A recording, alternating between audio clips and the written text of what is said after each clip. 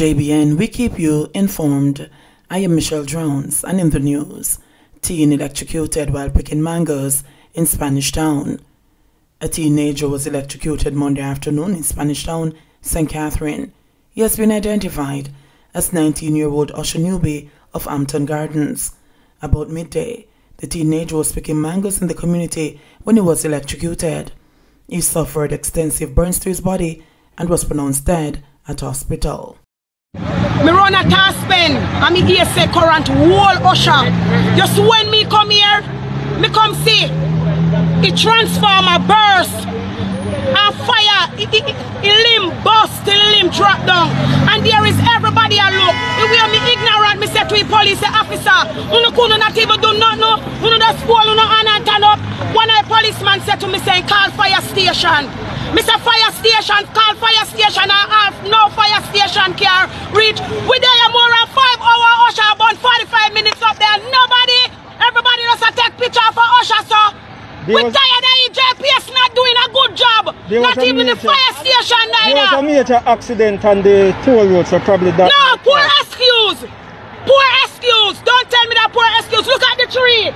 They need to cut down the tree, them and maintenance work. Them not doing a properly job. Only thing they know for Adam and people and thief people money. Taxi driver charged in Hanover robberies. The police have arrested and charged 29-year-old Devor Campbell, otherwise called One Drop, a taxi operator of Cousins Cove in Hanover, in relation to reported robberies in Green Island and Hardinall in the parish between Tuesday, April 6 and Thursday, April 8. Campbell has been charged with shopbreaking, burglary, larceny, and receiving stolen properties. Reports are that on Thursday, April 8, about 3:30 a.m., a police team responded to a robbery in the Hardinall district. On their arrival, the officers reportedly observed a motor vehicle in the area and summoned the driver to stop. The police said the driver evaded officers. However, the vehicle was subsequently intercepted and searched, during which several stolen items valuing approximately $60,410 were recovered. Campbell was arrested and later charged on Saturday, April 10. Man shot by a gunman in the middle of dinner. A 56-year-old carpenter from St. James was shot and injured by a gunman while having his evening meal yesterday. Reports are that about 9:30 p.m., the carpenter was sitting on his veranda eating when he was approached by a gunman who pointed a gun at him and told him not to move. He became fearful and attempted to run, but was shot in the back. The gunman escaped. The carpenter was taken to hospital for treatment. The police are investigating. Opposition says government MP George Wright should resign. The opposition is calling for the resignation of Government Member of Parliament George Wright, who is now a party in a police probe into a case of assault. The incident was caught on video, which shows a man repeatedly hitting a woman during a confrontation. During the ordeal, the man was also seen using what appeared to be a stool to strike the woman. The police have confirmed that the man in the video is the Westmoreland Central MP. Wright has since been named as a person of interest by the police as they probe the matter. Opposition spokesperson on Justice and Gender Affairs, Senator Donna Scott Motley, says Wright should step down in light of the actions displayed in the video, which has gone viral. The example that George Wright has set is inconsistent with him holding this high office, and it flies in the face of the national outcry against violence against women that is now pervasive. The police should proceed without fear or favor to ensure that the law takes its course and the justice is served, said Scott Motley in a statement. Over the last few months, we have experienced an increase in violence against women and numerous accounts of missing women. This incident provides the JCF with an opportunity to demonstrate how seriously they take this issue and that they are prioritizing the safety of our Jamaican women, Scott Motley argued. She is contending that political leaders have an important role to play in stamping out the scourge of violence which has been plaguing the nation and must therefore be beyond reproach. As the people's representatives, we must be examples of the ideal, commit to gender equality at all levels of our society, and place emphasis on peaceful conflict resolution skills training. Scott Motley added that the opposition eagerly awaits information from the authorities regarding their progress with the case and is urging the government to also use this incident to substantiate its intolerance of violence against women by demanding Wright's resignation. Wholeness finds government MPs branded Easter bun gesture in poor taste. Robert Chin's branding of Easter buns, distributed in his Manchester Southern constituency, did not go down well with his boss, Prime Minister Andrew Wholeness. When I saw it, I made sure to inquire whether or not public funds were used, and I was assured that no public funds were used, Wholeness said on Thursday. That assurance, he suggested, was satisfactory because the resources that were committed by the Ministry of Finance for parliamentarians to help constituents during the 3 COVID-19 weekend lockdowns, $2 million each, were made available only last Wednesday. A week before, photos of the Easter bunny in green boxes with a white stripe bearing photos of Chin and for members of his Jamaica Labour Party JLP team, a bell, which is the JLP's symbol with an X beside it, and the words, with the compliments of Team Manchester Southern, were circulated on social media. The gesture was described as vulgar by many people, while others have defended the MP. Last Thursday, Wholeness, who is also leader of the JLP, made reference to Chin's action when asked to assess the performance of his first-term MPs since the party was returned to power in general elections last September.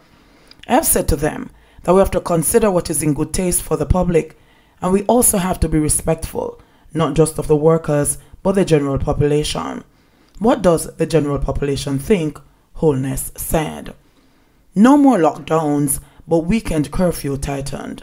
Prime Minister Andrew Wholeness has announced modified curfew hours for the next 3 weeks. Speaking in Parliament today, the Prime Minister said the last 3 weekend lockdowns have had a positive impact on bringing down cases, but the reproductivity rate remains high. As a result, Wholeness said the weekend curfews will continue, but with modified times. As of Saturday, the lockdown will begin at 4 p.m. and end at 5 a.m. the next day. On Sundays, the curfew will begin at 2 p.m. and end 5 a.m. the next day. Wholeness said the half-day closing on Friday will not continue. During the week, the curfew will begin at 8 p.m. and end 5 a.m. the next morning. The Prime Minister said all other measures remain largely unchanged until May 4. He announced, however, that the existing protocols, including the requirement for all travellers to present a negative test 3 days pre-arrival, as well as a 14-day quarantine for all travellers, including those who test negative and those vaccinated, remain. Wholeness said the UK travel ban will continue until April 30, 2021, when it will expire and is not expected to be renewed. He added that the South American countries, Brazil, Chile, Peru, Colombia, Argentina, and Paraguay travel ban has been extended until May. Alfred Dawes denounces AntiVax voice note. Well-known medical doctor Alfred Dawes is strongly condemning claims that he is against COVID-19 vaccination. Dawes says he has no connection to a voice note attributing such assertions to him. The audio recording is being widely circulated on social media platforms, and Dawes says he has been bombarded by concerned persons. There is a voice note that is going around with someone who is pretending to be me, or persons are saying that it is me, and they are saying all manner of things against the AstraZeneca and other vaccines that we have available in the fight against COVID-19. I had my first dose of AstraZeneca vaccine in March, and I'm looking forward to my second dose at the end of May. Nothing in that voice note reflects what I believe and what I recommend with respect to the vaccines. The vaccines are safe. They are not an experiment. They have been tested and proven. They have been under development. The technology is new. We have to embrace new technology, otherwise we would still be bleeding people when they get sick. That doesn't make any sense. That is not what I believe in. The vaccines are very safe. So please, do not buy into the fake news. The vaccine is something I wholly endorse, and I have already committed myself to it, and I am telling everyone out there, don't share false information, don't spread fake news. Support the vaccine, play your part in helping us all to get out of this. Thank you. The voice note comes at the height of a drive by the government to get over 50,000 people vaccinated within 4 days. Health officials have indicated that the target has been exceeded and that they are pushing to vaccinate at least 15,000 more persons by today, the final day of the mass vaccination drive. In February, Dawes, while participating at a forum at the Some Sharp Teachers College on COVID-19, dismissed conspiracies surrounding the virus and the vaccine. Health Minister Dr. Christopher Tufton has stated that the campaign being driven by anti-vaxxers is worrying. There are people who discourage other people from taking the vaccine, whether in the health center context, at home, or in the community, and some of those persons are family members. We'll continue to push back against this, and we have to do a lot more to push back, Tufton said. Those who advocate that kind of nonsense should be soundly rejected, and I'm prepared to reject them in the morning, at noon, in the evening, and at night, the health minister stated. 6 more people die as Jamaica has 161 new COVID cases. Jamaica recorded 161 new cases of COVID-19 and 6 new virus-related deaths yesterday, bringing the total number of deaths to 682 and the total number of confirmed cases to 42,924. According to the Ministry of Health and Wellness, the 6 deaths include 5 people from St. Elizabeth, an 88-year-old woman, a 79-year-old woman, a 41-year-old woman, a 76-year-old man, and a 49-year-old man. A 66-year-old man from Manchester also died. Of the 161 newly reported cases, there were 79 females and 82 males with ages ranging from 2 to 96 years. The cases were reported in Kingston and St. Andrew 37, St. Thomas 29, St. Mary 20, St. Catherine 14, St. Anne 11, Clarendon and St. James 10 each, Westmoreland and Portland 8 each, Hanover 6, Trelawney 5, and Manchester 3. The country also recorded 119 recoveries, bringing the total number of recoveries to 19,136. JBN, we keep you informed. Please remember to subscribe, like, share, leave us a comment, and click the notification bell to receive our daily news items.